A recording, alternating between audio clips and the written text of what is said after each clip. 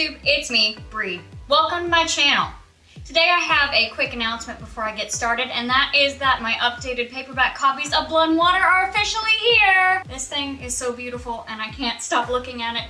And if you don't yet have your own paperback copy of Blood and Water, I highly advise you to go ahead and order one now so that you can get one of these beauties ASAP. Now that that's out of the way, in today's video I want to teach you all how to self-edit your novel so that you don't die of embarrassment when it comes time to send it to CPs, betas, and or editors. Right up top, I want to get one thing out of the way, and that is that this video is not meant to supplement professional editing services. I'm not just saying that as an editor, but also as someone who understands the value of editing services as a writer. If you're interested in self-publishing your book, you will need to go out and hire a professional editor.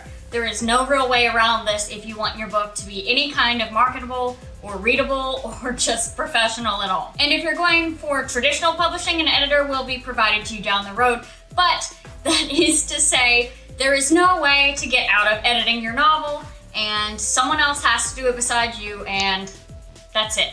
Anyway, if you're interested in learning the basics of self-editing your novel so that you can get it all squeaky clean and sent off to people without embarrassing yourself, then keep on watching. Tip number 1, let the manuscript breathe. I've mentioned in other videos how my process goes in terms of finishing drafts and then resting, and I cannot encourage you more to take a break between finishing a draft and when you go back to the draft to edit it. This break allows you to gain some perspective from the novel and some objectivity so that when you come back to the book, you can look at it as though it were someone else's work, maybe not necessarily your own, which will in turn make it easier for you to edit. Typically, I urge you to go about a month between drafts if you can, but if you're pressed for time and or really anxious about getting to those edits, you can go ahead and just leave maybe 2 weeks in between. That should be fine for most people. When in doubt, give yourself a little more time than you think you need, and please try not to finish a draft one night and then start editing the next morning because you will hate yourself. Tip number 2. When you dive back into your novel, make sure you start by doing a read-through and taking notes along the way. When doing a read-through, I highly recommend that you do not read the book on your computer because you will be too tempted to just go ahead and start making changes without really understanding the full scope of the work. I personally like to give my eyes a break from the computer by either transferring my novel to my Kindle Paperwhite and reading it on there, or by printing it out altogether. But again, that may not be the best option if you're trying to save ink and or paper and or the environment. While you're doing your read-through, I recommend grabbing a little notepad or even pulling up a Google Doc and typing in anything that you think you can fix, anything that stands out as obvious, anything that you meant to change, and all of that jazz. As you go through this read-through, like I hinted at earlier, please do not go in and start fixing things immediately because you will mess yourself up down the road, most likely. I used to make changes as I went along in my read-throughs, and this is something I had to learn the hard way because I started making changes and creating more plot holes for myself down the road. So be smarter than I was and just go ahead and wait until you've read through the whole thing and taken all your notes so that you know where to go ahead and start making changes before actually making the changes. Tip number 3, categorize and prioritize. Once you've done your read-through and taken your notes, you will probably notice that your notes fall into several different categories, from plot and structure changes to character timelines and all kinds of wonderful issues you get to fix in revisions. You should figure out what points fit into which categories and either color code them or separate them or whatever system works for you.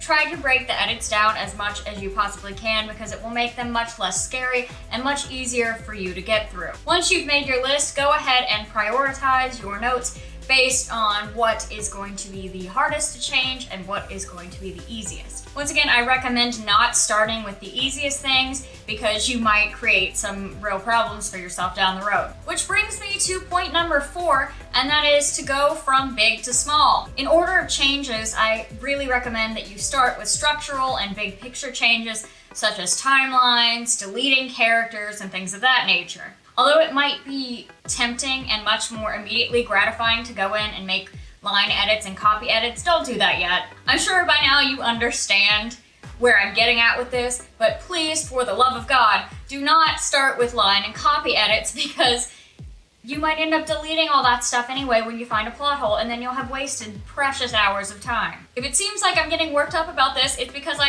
am, because that is exactly what happened with my first novel, Blood and Water. I started by making the really easy edits, or what I thought were the easy edits, and then I discovered some plot holes down the road and did some structure rearranging, and all told, I ended up deleting about 30,000 words that I completely wasted time working on, and it hurt. So I don't want you guys to have to go through that. Tip number 5, read through again. Once you've made all the changes on your list, hopefully, God willing, you will not need to make any more. To ensure that you got everything cleaned up and ready to go to other people besides yourself, you should then go ahead and do another read through.